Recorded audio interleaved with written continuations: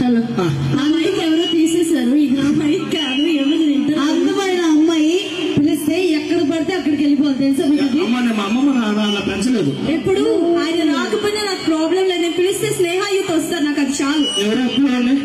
మీరు బాగా వస్తుంది సౌండ్. చెక్ చేయించుకోండి. మీరు బాగా వస్తాను చూడండి. సార్ హలో, హాయ్ అండి, బాగున్నారా? ఇందాక నుంచి అదే ప్రసాద్ గారు గుర్తుంది.